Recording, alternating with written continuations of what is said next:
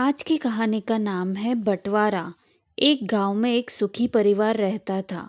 उस परिवार में 3 भाई और एक बहन थी। उनके माँ बाप उन चारों से बेहद प्यार करते थे, मगर बीच वाले बेटे से थोड़ा परेशान थे। बड़ा बेटा पढ़ लिख कर डॉक्टर बन गया था और छोटा बेटा भी पढ़ लिख कर इंजीनियर बन गया था, मगर बीच वाला बेटा बिल्कुल गंवार और आवारा किस्म का था।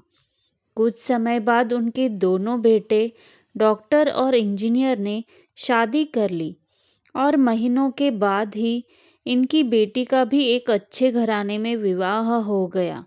मगर बीच वाला बेटा अभी भी कुंवारा ही था। वह अनपढ़ था और कहीं पर मजदूरी का छोटा सा काम करता था।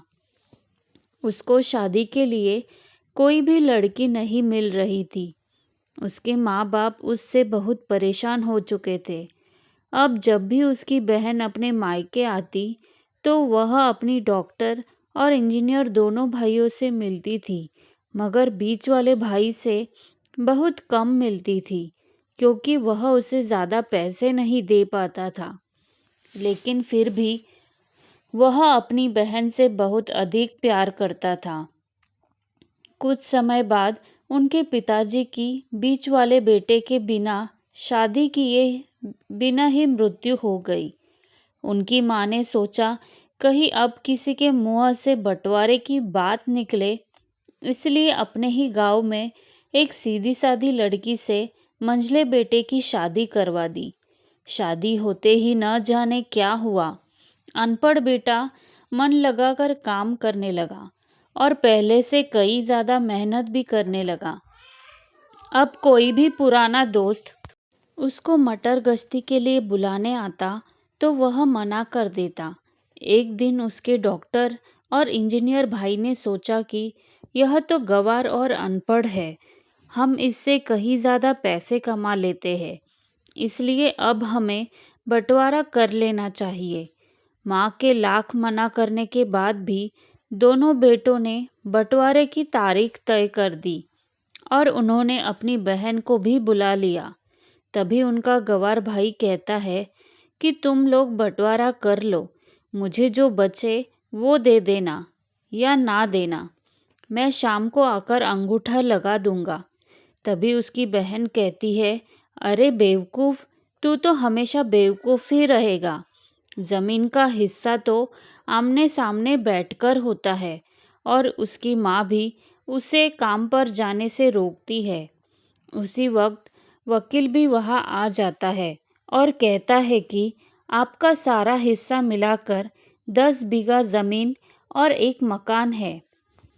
अब यह बताओ किसको कितना हिस्सा देना है, मैं उसी हिसाब से कागज़ बनवा दूंगा।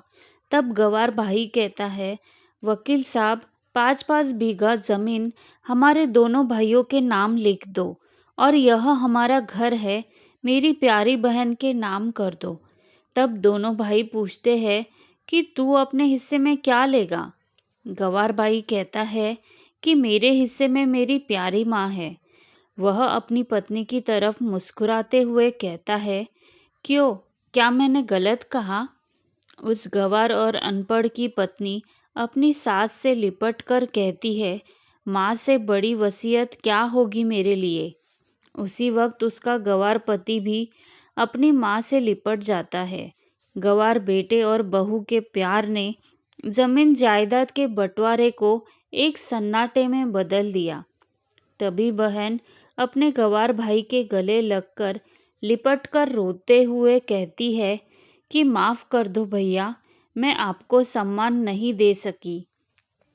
तभी उसका भाई कहता है, मेरी प्यारी बहन, इस घर में जितना अधिकार हमारा है उतना ही तुम्हारा भी है।